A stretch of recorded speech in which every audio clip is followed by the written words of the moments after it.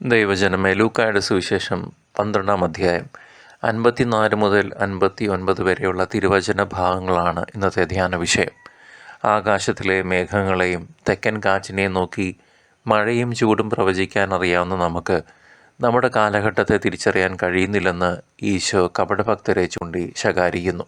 ഇന്ന് സമൂഹത്തിൽ കാണുന്ന അനീതികളും അധാർമികതയും ദൈവവചനം മറന്ന് മനുഷ്യൻ ഭൗതികതയ്ക്ക്, ലൗകിക ജഡിയാസക്തികൾക്ക് പിന്നാലെ പോകുന്നതിൻ്റെ ഫലമാണ്.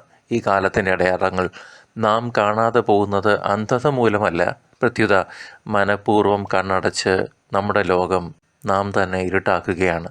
നമ്മുടെ പാപങ്ങൾക്കും സ്വാർത്ഥതയ്ക്കും അന്ത്യം കുറിച്ചുകൊണ്ട് കാലം തികയുമ്പോൾ കർത്താവായ ഈശോ ഒരു ന്യായവിധി കർത്താവായി വീണ്ടും വരുമെന്ന് നാം ഓർക്കണം.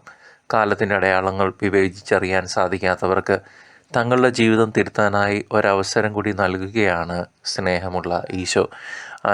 അനന്ത കാരുണ്യത്തിൻ്റെ ഉടയവനായ ദൈവം, എല്ലാ സൃഷ്ടികളുടെയും ഉടയ തമ്പുരാൻ, ആരും നശിച്ചു പോകരുതെന്ന് ആഗ്രഹിക്കുന്നത് കൊണ്ടുമാണ് ഇന്നും വീണ്ടും ഒരു ദിവസം നമുക്ക് തന്നിരിക്കുന്നത്. സഹോദര സഹോദരി, മാനസാന്തരപ്പെടാൻ.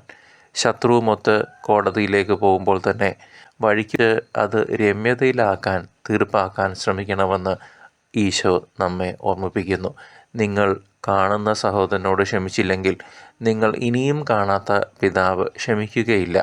ജീവിത പങ്കാളിയോട്, മാതാപിതാക്കളോട്, മക്കളോട്, മരിച്ചുപോയവരോട്, ദ്രോഹിച്ചവരോട്, അയൽവാസികളോട്, നമ്മുടെ കൂടെ ജോലി ചെയ്യുന്നവരോട്, പള്ളിയിലുള്ളവരോട്, അച്ഛന്മാരോട്, സിസ്റ്റേഴ്സിനോട് ഒക്കെ ക്ഷമിക്കാൻ ബാക്കിയില്ലേ?